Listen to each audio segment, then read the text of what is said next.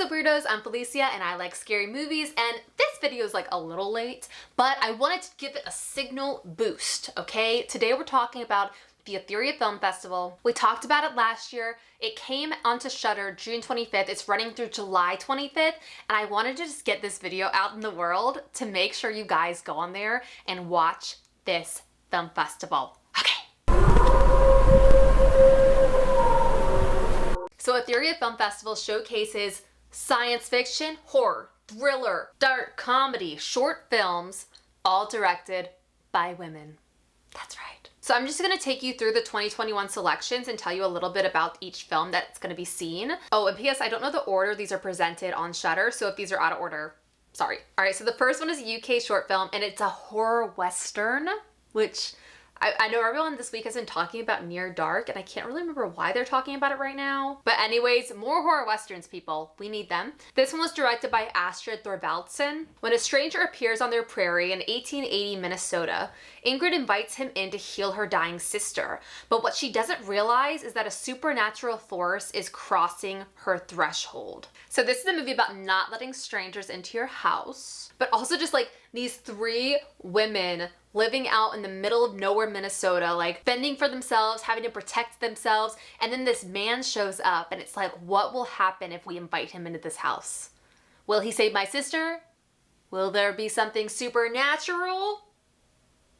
Probably the second one. But this one, honestly, I think could be turned into a feature length. There's so much story and character stuff there that I think they could build on, so I don't know. All right, next one. This is my favorite, like, aesthetics-wise. I've looked up multiple pronunciations of this director's name. I'm sorry if it's wrong. Ashlyn Clark. But this is such a short. It's like 2.5 minutes, and it's this woman that goes in for this eye exam, and then things get really weird and she immediately regrets it. This seems very 50s to me, and the vibes are so scary. Like, I don't like things coming towards my eye anyway. Like, it took me years to learn how to wear contacts.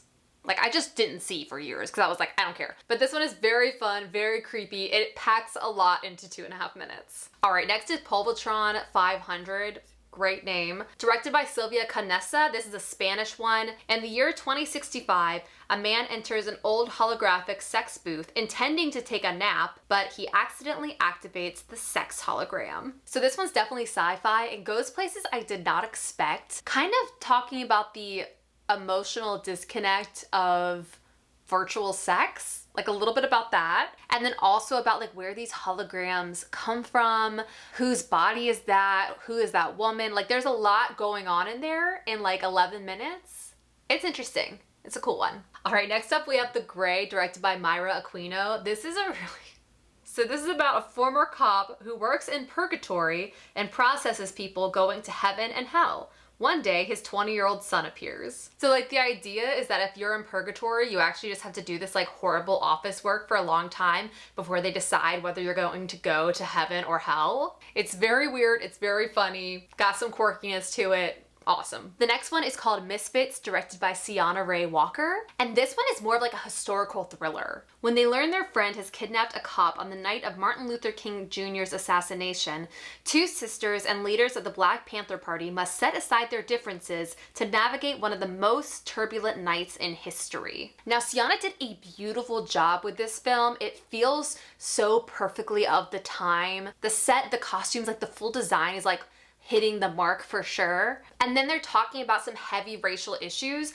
and injustices on top of this thriller narrative of this like captured police officer.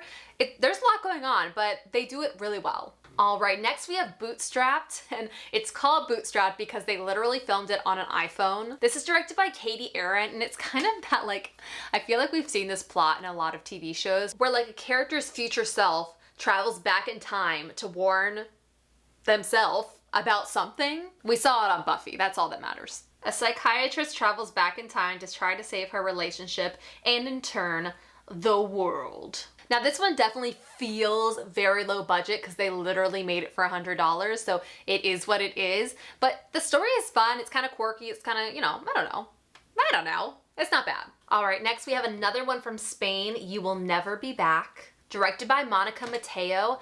This one is freaking creepy. After Anna and David say goodbye like any other day, something extraordinary happens that alters reality. Like, this is definitely a true blend of sci-fi and horror. This woman ends up being like stuck in the hallway of her apartment building, but kind of like going through alternate realities. It's filmed very beautifully. The acting is great. All right, 2 more people. Next, Nero. This is another sci-fi horror directed by Anna Chazelle. In a post-apocalyptic world where survival means never stepping off a thin, narrow path, literally, a lone woman must evade a creature that stalks her every move. This is one I actually had to watch twice because the first time I wasn't sure if I like got it, but it sort of feels like this woman who's like trying to walk this path to survive this post-apocalyptic world and is being haunted by her past, I think. But this one was very intriguing. Like, I'm not sure like I fully understood it, but I liked it. All right, and last but not least, because it's truly my favorite, I've watched it multiple times.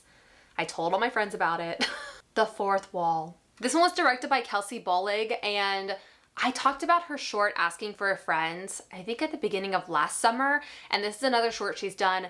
Her aesthetics are so good. This one says it's from Switzerland / France, but there is some English spoken, some French spoken. There's different languages. Chloe fights for her moment in the spotlight. How far will she go upstage to annoy the actors with whom she is forced to perform Shakespeare's A Midsummer Night's Dream?